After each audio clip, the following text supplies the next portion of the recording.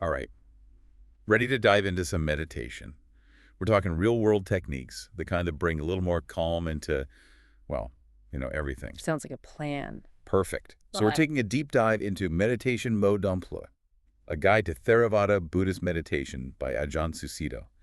And before you think, Buddhism is not for me, this is about tapping into that present moment awareness we all crave. exactly. It's about finding that inner peace. It's like we're creating a cheat sheet for mindfulness here, unpacking the core techniques and principles so you can actually use them. And the guide wastes no time with theory.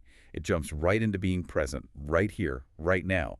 Easier said than done, right? You're telling me our minds are wired to be anywhere but the present. It's true. This guide calls it disengaging, not emptying your mind completely because, come on, who can actually do that? Right. It's more about shifting from being swept away by thoughts to just, observing them. Like hitting the pause button on that endless mental chatter Yeah. and realizing, hey, we have a choice in where our attention goes. Exactly. And that's a big part of what this guide emphasizes. It's about setting the stage for mindfulness to, actually flourish. Setting the stage. And no, not talking about some austere meditation room. Yeah. Although, hey, if that's your thing. Whatever works. The guide encourages finding a space where you feel comfortable, approaching this whole thing with curiosity, not like a rigid obligation. Ditch those monastery vibes then, unless that's your jam. It's more about what works for you. And that includes posture. Ah, yes, the classic meditation pose. Right. The guide covers the sitting posture in detail. Even uses this great visual, like resting your chin as if it were on an orange. I like that. But it's not one size fits all, is it? Not at all. There's a reason for that upright posture, though. It helps cultivate alertness and clarity. When we slump, our minds tend to follow. Totally. Tough to be present when you're about to doze off. But the guide gets that. Standing, walking, even lying down can work at different times, honoring your body and what it needs at that moment. Absolutely. It's about listening to those cues. But posture's just one piece, right?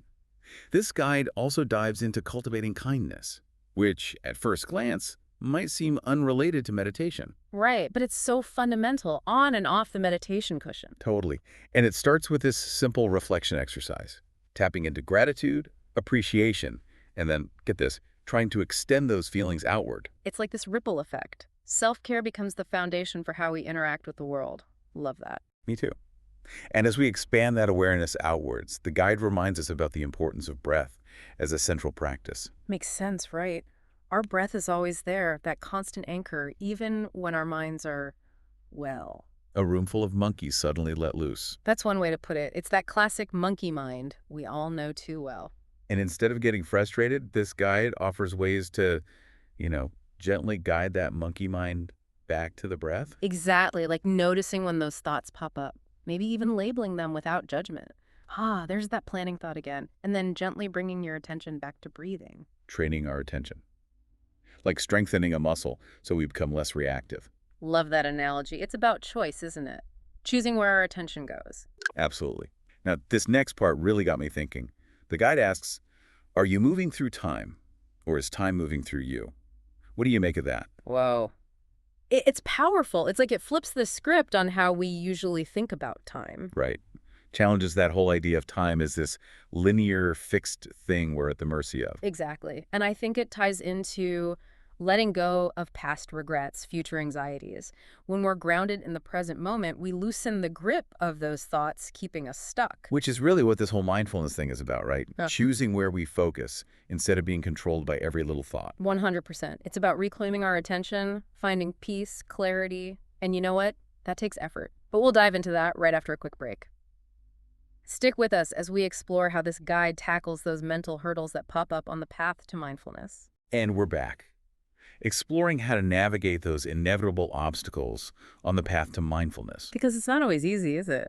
Not always a walk to the park, that's for sure. Sometimes it feels more like an obstacle course, actually, in our own minds. Right. But this guide, it reframes those challenging moments, not as failures, but like opportunities for growth. You picked up on that too, right? Discomfort as a teaching tool. And that goes for both physical and mental discomfort. It's like instead of fearing discomfort, we're supposed to get curious about it.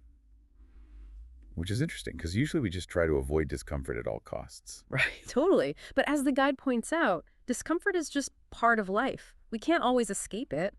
but we can change how we relate to it.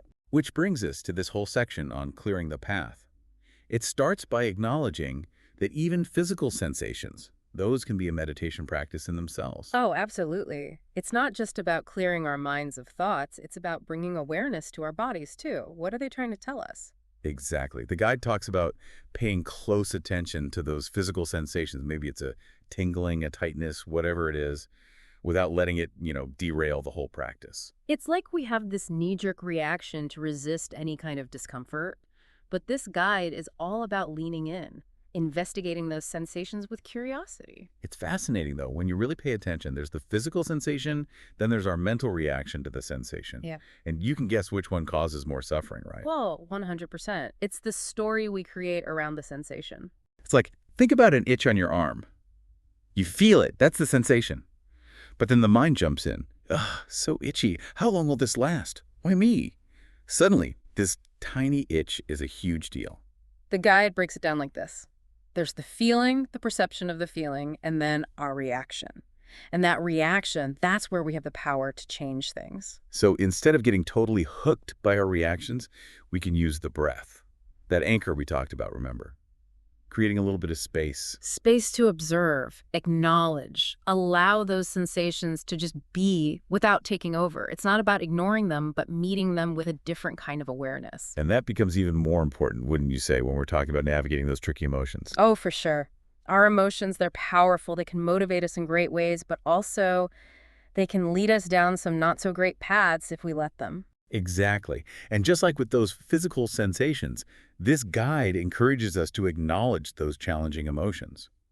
Work with them, rather than trying to, sweep them under the rug. Because we've all tried that, right? It doesn't really work. Like trying to hold a beach ball underwater. Yeah. It's just going to pop up somewhere else, and probably with even more force. But you know what I like about this guide?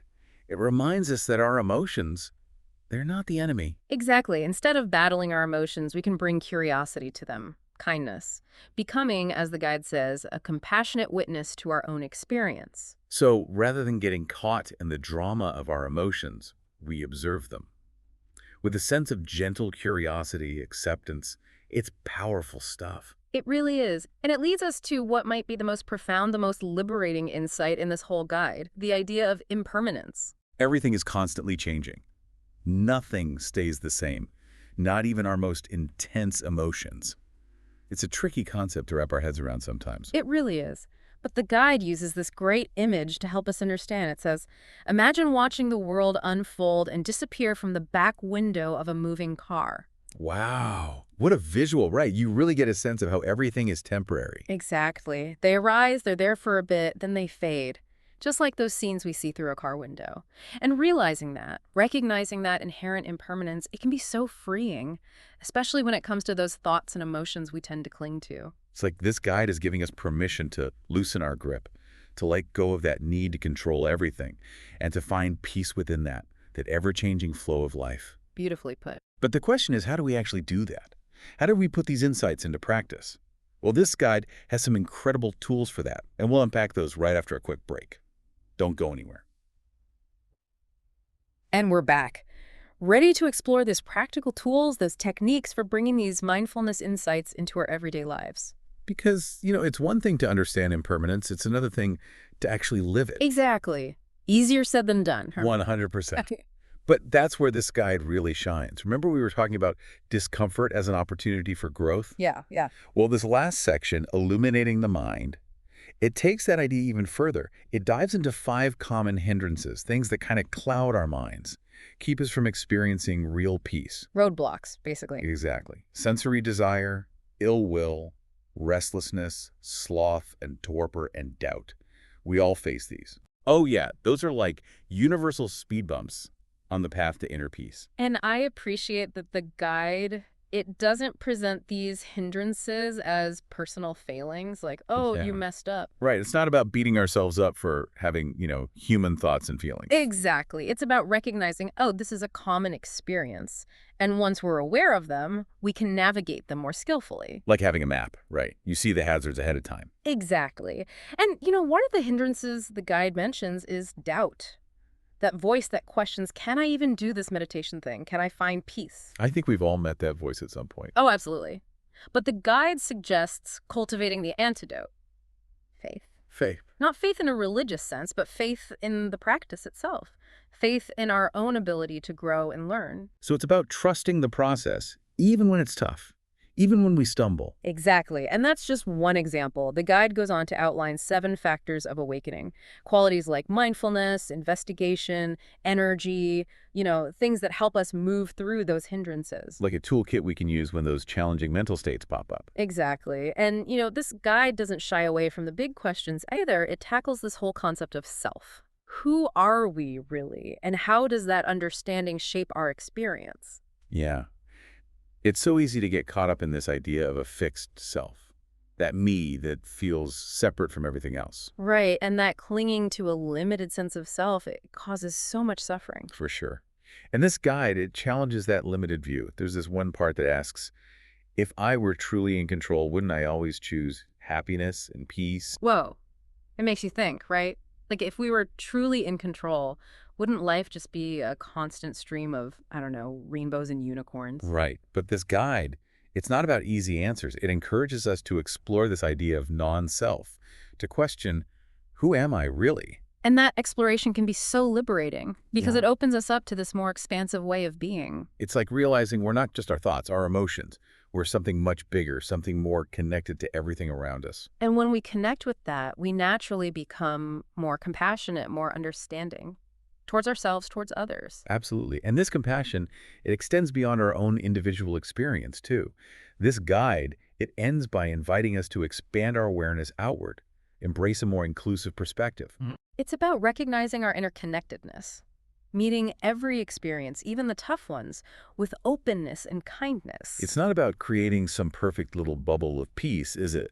It's about showing up authentically, compassionately, in every moment. Perfectly said. And on that note, we've reached the end of our deep dive into Theravada Buddhist meditation. This was just a starting point, a taste of what's possible. Keep practicing, keep exploring, and most importantly, keep bringing that mindfulness into everything you do. Until next time, may you find peace and clarity in the present moment.